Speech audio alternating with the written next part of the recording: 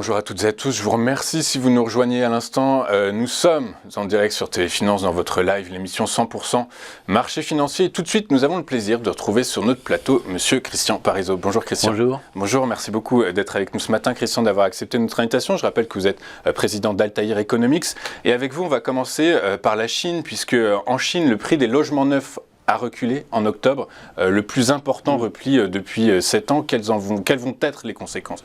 Comment on peut expliquer ce repli et quelles vont être? Voilà, c'est tout le problème. C'est qu'aujourd'hui, on voit que ce qui se passe en Chine est quand même assez inquiétant. Alors, il y a plusieurs éléments. Il y a des éléments purement conjoncturels. On parle beaucoup du blocage de l'activité en Chine lié au Covid, lié à la politique de zéro Covid. Bon, je dirais que ça, au pire, c'est conjoncturel dans le sens que c'est pas quelque chose de structurant et qui va vraiment induire quelque chose de négatif durablement. On espère qu'un jour, on en sortira.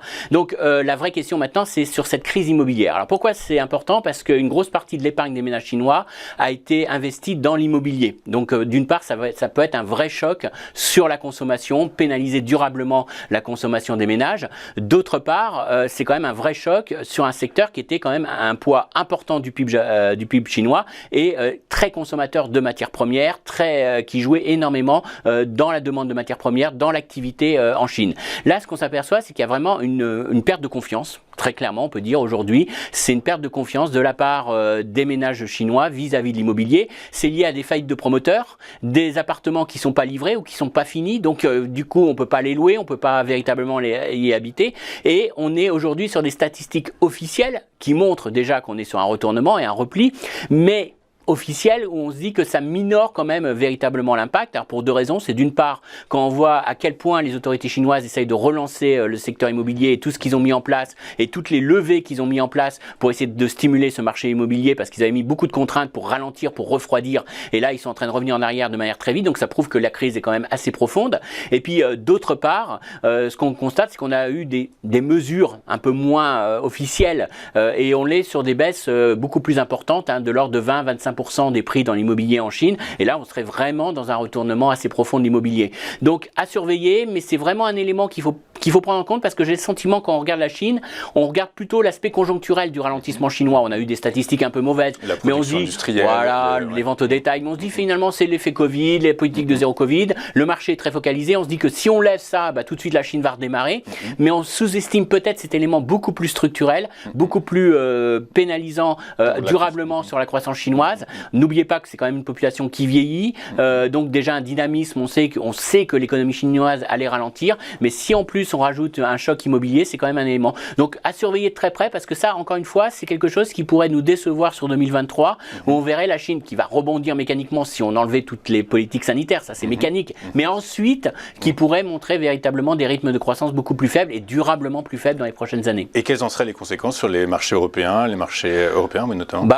C'est tout le problème alors déjà matières premières, parce que si on est véritablement aujourd'hui, on a eu quand même une grosse consommation de matières premières qui était liée aux géants chinois et liée à ces dépenses, et on voit qu'aujourd'hui le gouvernement chinois essaye de maintenir le secteur de la construction à flot par des dépenses dans les infrastructures, mais on voit que ça compense pas, on est quand même sur une baisse de près de 9% de tout ce qui est investissement immobilier, là je parle sur la partie investissement global immobilier, donc on peut avoir la partie infrastructure qui soutient l'économie, mais c'est pas suffisant, donc ça jouera énormément sur les matières premières, et puis derrière, si vous êtes vraiment sur un choc avec un effet patrimoine négatif sur les consommateurs, c'est quand même la classe moyenne chinoise qui est la plus affectée, une classe moyenne qui vieillit, qui avait beaucoup investi dans l'immobilier en espérant gérer leur retraite comme ça, quelque part, et donc ça pourrait jouer énormément sur le comportement d'épargne, le comportement de consommation, donc attention à tous les secteurs qui sont très dépendants de la Chine en termes de consommation. Ok, écoutez, on regardera, vous nous dites dans les prochaines années, 2023, voilà, c'est pas une thématique de très court terme, c'est clairement une problématique de moyen terme. On va parler du marché du crédit,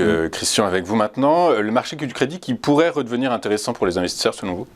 Alors oui, parce qu'il y a deux choses qui peuvent véritablement faire revenir les investisseurs. Je vous rappelle que depuis le début de l'année, on est plutôt sur des investisseurs qui ont délaissé le marché du crédit. On est sur des flux plutôt négatifs sur tout ce qui est fonds liés au crédit, donc à tout ce qui est obligations d'entreprise, naturellement.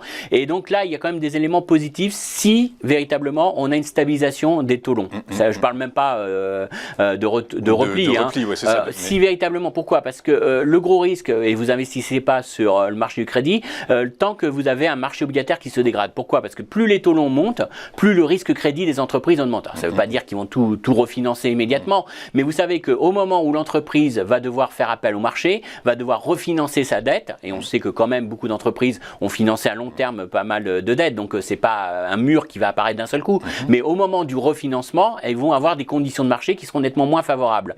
Donc les investisseurs sont assez frileux parce que derrière, si je refinance ma dette avec plusieurs centaines de BP supérieurs, bon, bah, ça peut véritablement jouer sur ma qualité et ma charge d'intérêt.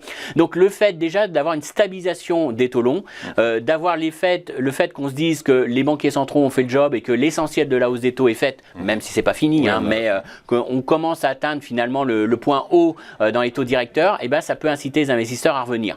Le gros problème, et l'élément négatif, c'est naturellement pourquoi on atteint le point haut, c'est parce que derrière ça, il y a quand même une dégradation de l'économie. Donc c'est un arbitrage entre un risque de récession, donc un risque entreprise qui augmente, mais derrière un coût de financement qui ne va pas exploser et on ne va pas forcément sur des choses complètement délirantes. Alors là aujourd'hui le crédit peut redevenir intéressant parce que d'une part ça vous offre un peu plus de rendement que les taux d'État, donc c'est toujours bienvenu, et puis d'autre part on est sur les marchés sur le sentiment que d'une part on atteint le point haut au niveau de la politique monétaire et qu'on est sur une récession, mais une récession qui ne sera pas une récession comme on a connu précédemment, chute violente d'activité, c'est pas le Covid, c'est pas la crise financière, on est dans une petite récession et donc ça veut dire que ça rend très attrayant parce que le risque crédit finalement n'explose pas. Alors naturellement j'aurais tendance à dire allez, on va plus aller vers les entreprises les mieux notées, ce qu'on appelle investment grade, donc toutes les pas aller sur les entreprises les plus risquées, mais on voit qu'il y a quand même une opportunité aujourd'hui parce que d'une part on voit qu'aujourd'hui on a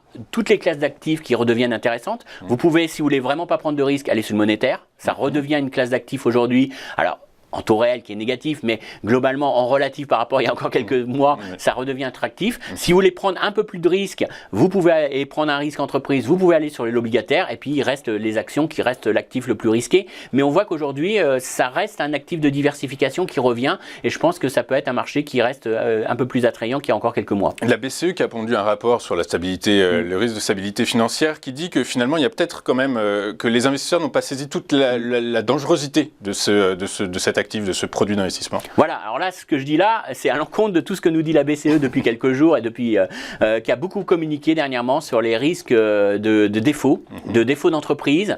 Ils considèrent que l'inflation, à juste titre, va naturellement dégrader le risque, va dégrader plutôt, va augmenter le risque et va induire une dégradation des bilans des entreprises, du bilan des ménages. Alors ça, c'est évident, puisque avec l'inflation, ça veut dire que vous avez un risque de défaut de paiement qui augmente naturellement pour les ménages qui n'ont pas forcément de revenus indexés sur l'inflation, mais pour les entreprises, et ils disent que les banques n'ont pas pris assez en compte ce risque de dégradation conjoncturelle et ce risque de défaut.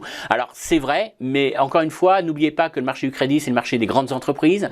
Les grandes entreprises nous ont montré qu'elles avaient quand même aujourd'hui une grande stabilité, une bonne diversification géographique. Donc je serais d'accord avec l'analyse de la BCE, mais plutôt sur les petites et moyennes entreprises qui ont reçu beaucoup d'aides d'État, qui aujourd'hui se retrouvent confrontées à des vrais problèmes de pricing power, de capacité à monter les prix. La désinflation sera très coûteuse en termes de marge. Il ne faut pas l'oublier. L'inflation a protégé les entreprises. L'inflation, c'est les ménages qui l'ont payé. Donc l'inflation, elles ont monté leur prix. Voilà, elles ont monté leur prix. S'il y avait l'inflation, c'est que les entreprises montaient leur prix. Donc elles ont monté leur chiffre d'affaires, elles ont monté leur marge. La désinflation, ça veut dire que j'ai des hausses de coûts et que je ne peux pas le répercuter à mes clients. Donc la désinflation sera très coûteuse. Mais au niveau des grandes entreprises, on s'aperçoit que finalement, il y a encore des bilans très sains et je ne suis pas du tout inquiet là-dessus. Mais je comprends le discours de la BCE qui voudrait que les banques provisionnent beaucoup mieux ce risque et notamment le risque entreprise et ménage. Elle est dans son rôle finalement. Elle est dans son rôle totalement.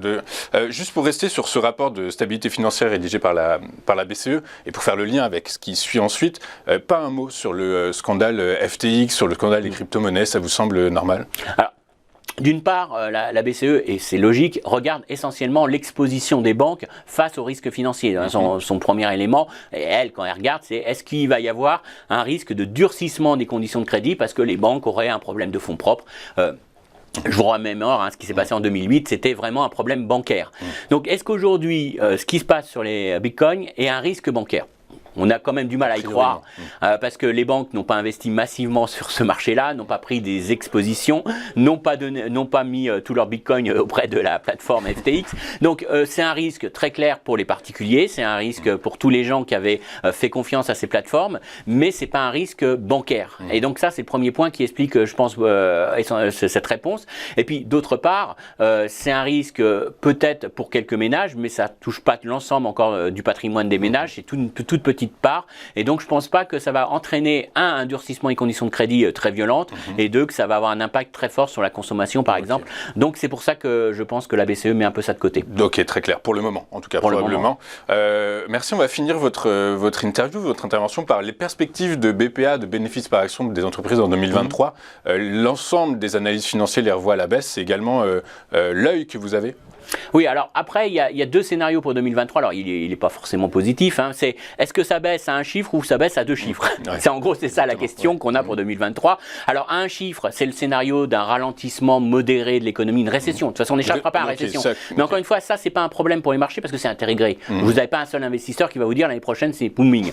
Donc, soit vous êtes dans le scénario, ça ralentit, donc un mauvais premier semestre, mais un deuxième semestre qui s'améliore, qui sera lié avec des politiques monétaires un peu plus accommodantes, une inflation qui aura nettement reculé et une réaccélération de l'activité. Donc on aura passé ce choc récessionniste. Dans ce cas-là, il faut acheter les actions parce que finalement, vous avez cet effet moins 4, moins 5% de baisse des bénéfices et puis vous jouez le rebond en deuxième année. Donc finalement, vous n'avez pas une vraie quelque chose de profond.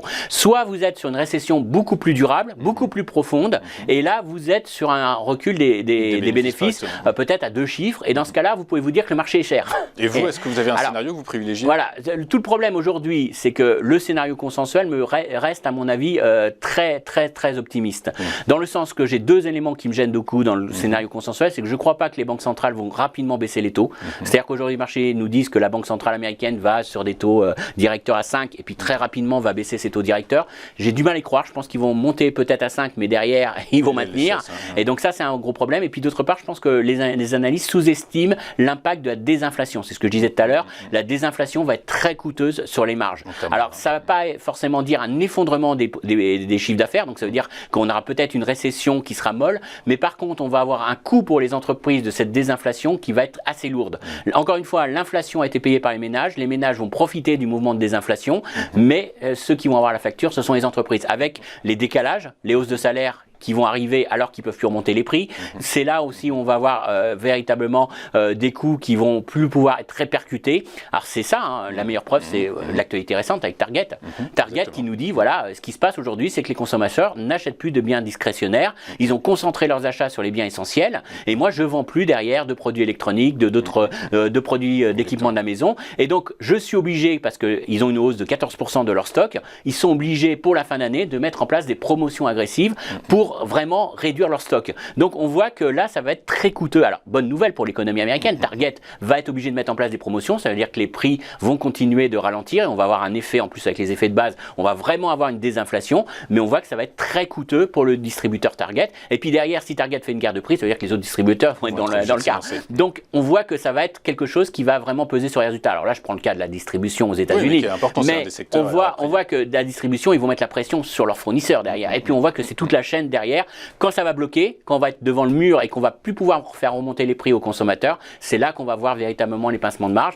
Donc pas forcément très négatif sur la profondeur de la récession, mais beaucoup plus négatif sur les marges et donc forcément des bénéfices par action qui seront beaucoup plus affectés que l'anticipe le consensus actuellement. Très clair, merci beaucoup. Christian Parizeau, président fondateur du cabinet Altair Economics. Merci beaucoup Christian d'avoir accepté notre invitation d'avoir été avec nous ce matin. On marque une pause et juste après, ce sera l'heure de notre point bourse. À tout de suite sur TF Finance.